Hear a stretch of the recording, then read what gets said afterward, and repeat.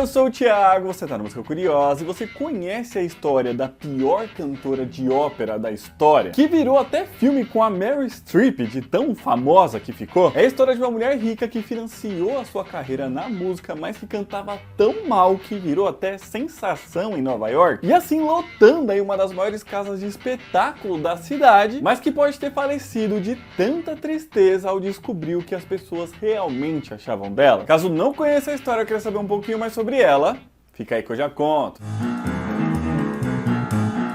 Bom, Florence Foster Jenkins foi uma mulher nascida nos Estados Unidos em 1868 como parte de uma família rica. Seu pai era um advogado e herdeiro aí de grandes propriedades e terras no estado da Pensilvânia. E ela teve uma irmã mais nova, mas que faleceu aos 8 anos de idade por conta de difteria. Portanto, Florence era a única filha viva de seus pais. E ela sempre se interessou por música e desde criança tinha muita vontade de fazer apresentações ao vivo. E assim, quando ela ainda era bastante nova, tá? Aos 7 anos de idade, ela já tocava piano. E tocava muito bem, tá? Era uma criança prodígio. E nessa época, né, enquanto ainda era criança, ela usava o nome artístico de Little Miss Foster e se apresentava ali em eventos da alta sociedade, em festas natalinas da sua cidade, chegando certa vez até mesmo a fazer um recital na Casa Branca, quando o presidente dos Estados Unidos era o Rutherford Hayes, ali por volta de 1880. Portanto, ali com mais ou menos uns 12 anos de idade. Quando ela tinha 15 anos, ela se casou, e essa parte aqui é bem importante para a história, tá? Isso porque foi logo no ano seguinte que ela descobriu que tinha contraído sífilis de seu marido, o que significava que ele tinha traído ela. E vale dizer que nessa época a sífilis não tinha cura, tá? A penicilina ali ainda não tinha sido descoberta como antibiótico. Isso fez com que ela terminasse aí o seu relacionamento e se mudasse para Nova York para morar junto com a sua mãe. Acontece que além da sífilis, o tratamento ali para a doença era bem agressivo lá na época e fez com que ela perdesse um pouco da mobilidade de seu braço, com ela então não conseguindo mais tocar piano direito. Com sua carreira, então, como pianista, se encerrando por aí. Assim, conforme ela foi ficando mais velha, mas ainda gostando muito de música, porém sem conseguir se apresentar, ela acabou seguindo aí uma carreira como professora de piano. Porém, como eu disse, o sonho dela sempre foi o de fazer apresentações. Então, muitos anos depois, já com mais de 40 anos de idade, mais ou menos a partir de 1909, ela começou um novo relacionamento que a ajudaria com isso. Mas uma outra coisa ajudaria bem mais ainda, tá? Isso porque foi nesse mesmo ano que o seu pai morreu, deixando então toda a herança dele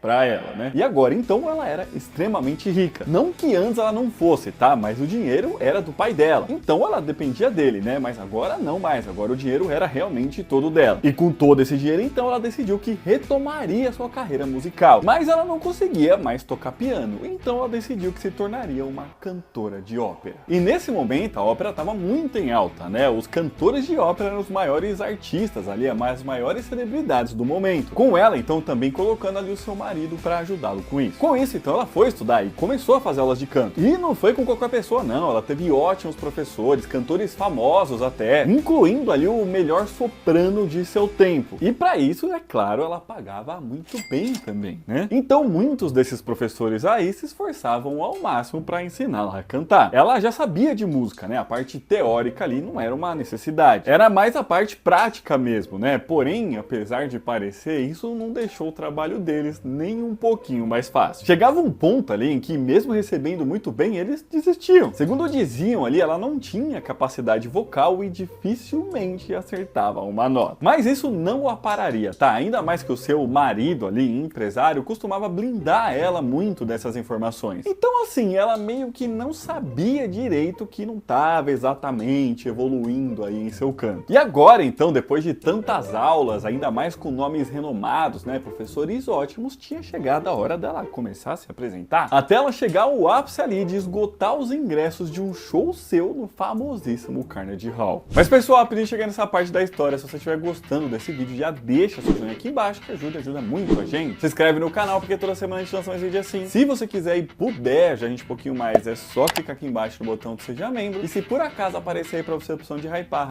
que ajuda a divulgar o vídeo, beleza? Bom, com essa volta aí da Florence ao mundo da música, né, e agora sendo o membro mais efetiva, né, da alta sociedade de Nova York, ela passou a se juntar a clubes de música que estavam bastante em alta naquela época. E que era uma coisa bem de elite mesmo, tá? Não eram clubes populares, não. Afinal, esses clubes aí costumavam juntar amantes da música e promoviam shows exclusivos pra eles, tá? De grandes artistas do momento. Ou seja, era pra galera que tinha grana mesmo. Com a Florence se juntando a vários desses clubes. E assim passando a ficar mais conhecida aí entre os membros da alta sociedade. Ela se enturmou mesmo, se integrou aí com essa galera. E assim, então, com o tempo, ela decidiu criar o seu próprio clube de música, que foi o Verdi Club, em homenagem ao Giuseppe Verdi, que é um compositor famoso de ópera italiano, né? E logo o seu clube já estava cheio de membros, tá? Se tornando ali uma referência mesmo na cidade. E foi lá que a sua carreira profissional como cantora começou. Como eu disse, tá? Os cantores de ópera eram as grandes celebridades do momento. As cantoras eram as divas pop, mais ou menos. E Florence queria justamente se tornar uma dessas pessoas. Ela queria muito realizar esse seu sonho que vinha lá desde criança. E foi então em uma das reuniões aí do clube que ela decidiu que faria sua primeira apresentação pública como cantora de ópera. Mas ela continuava não cantando muito bem, né?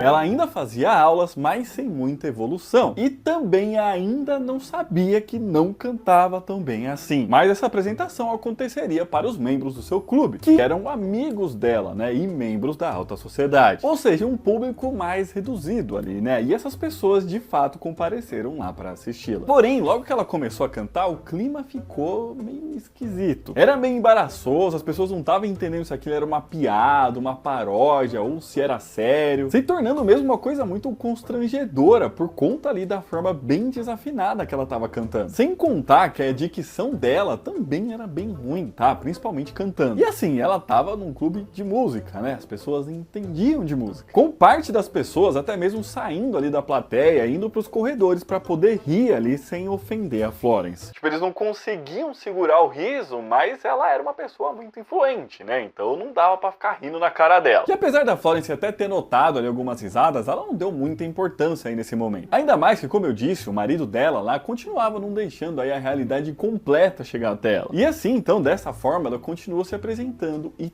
todos os anos seguidos por vários anos. Com ela decidindo então por fazer essas apresentações só mais exclusivas para os membros ali do seu clube de música. Com os amigos dela do clube até se esforçando ali para disfarçar, né, reações que poderiam ser ruins, com aplausos e assovios como se estivesse ali aclamando ela, sabe, para disfarçar os outros barulhos. E assim ela ia cantando aí músicas de vários dos seus artistas favoritos, né, como Mozart, Bach, mas também cantava composições próprias. Mas as próprias músicas não era a única coisa que ela fazia, já que ela também costumava fazer o próprio figurino. E ela também não tinha bom gosto nesse sentido, sabe? Com ela se apresentando aí com roupas que aumentava ainda mais aí esse julgamento que as pessoas faziam sobre ela. Como, por exemplo, aí um vestido que ficou muito famoso, tá? Que tem até umas asinhas, assim, ela tá vestida como se fosse um anjo. Enfim, com o passar do tempo, dos anos, por ela ser uma pessoa conhecida na sociedade, justamente por ser uma pessoa rica, a sua capacidade de cantar ali, né, e as roupas que ela usava acabaram ficando famosas e conhecidas dentro da sociedade de Nova York como um todo. As pessoas passaram a comentar sobre isso na rua, sabe? Virou uma fofoca mesmo. Fazendo então ela de fato ficar conhecida como cantora, ironicamente, né? Com ela até dando autógrafos nas ruas, as pessoas paravam ela e sem ninguém entender exatamente aí se ela só não sabia o que estava acontecendo ou se ela estava ali meio que fazendo parte da piada. E apesar aí dela até vender alguns ingressos, e ela vendia pessoalmente na rua os ingressos para as apresentações dela, os shows dela nunca foram públicos de verdade, tá? Era sempre um público bem exclusivo. Com ela até tendo que controlar a entrada aí nos lugares que ela fazia, sabe? As pessoas, mesmo sem ingresso, estavam querendo entrar para assisti-la. E quando chegou lá nos anos 30, ela conheceu o pianista Cosmo McMoon, que virou seu companheiro em suas apresentações, né? Ele tocava piano enquanto ela cantava. E junto com ele, ela decidiu por gravar os seus 2 discos que ela tem na carreira como um todo. E nesses discos é possível ouvir ela realmente cantando bem mal, bem desafinada, com o pianista ali se esforçando para ficar acompanhando as notas que ela fazia, tentando fazer com que tudo parecesse o menos desafinado possível.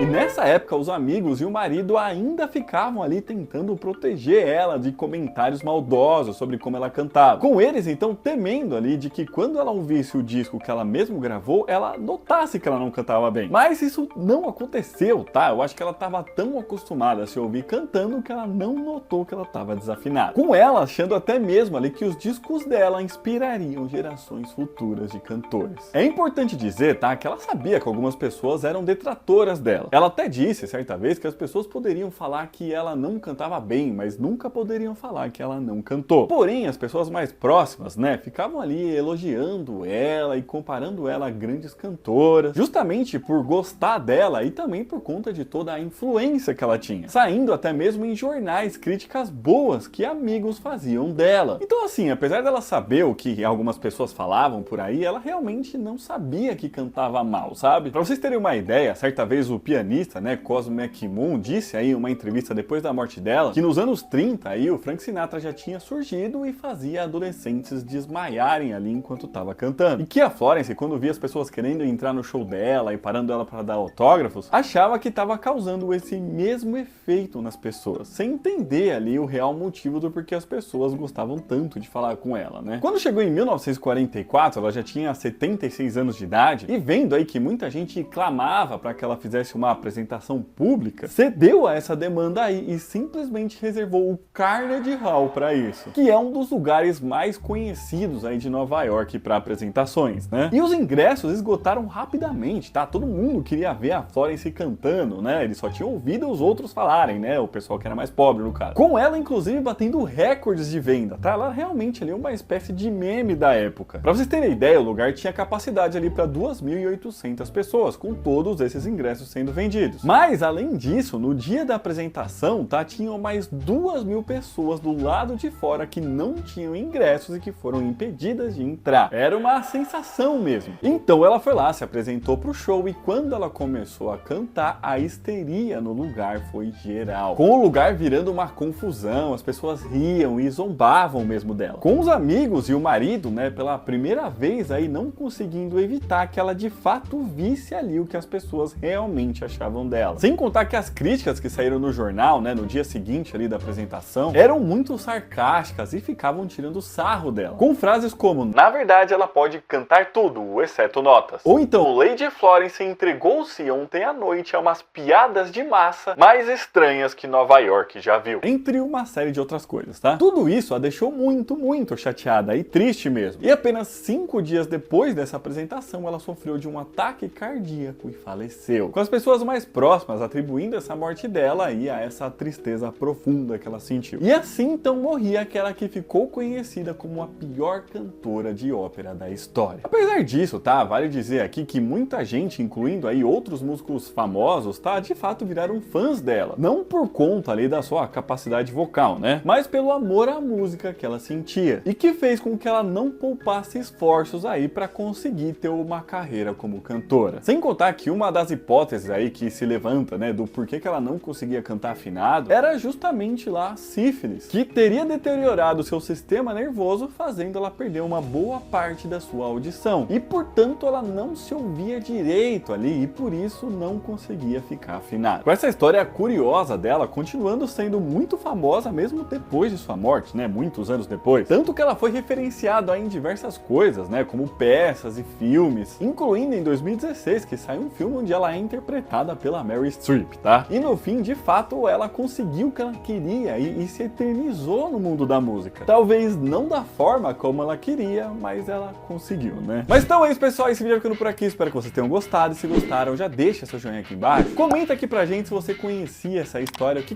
você achou dela? Você já tinha ouvido falar aí dessa mulher que virou uma espécie de meme lá há muitos anos atrás? E que conseguiu encher aí uma casa de show mesmo cantando muito mal? E o que você achou dela cantando também? Te colocou aí pra tocar, né? Fala aqui pra gente. Aqui dos Olhos deixando outros vídeos pra vocês assistirem. Um beijo, até a próxima e tchau!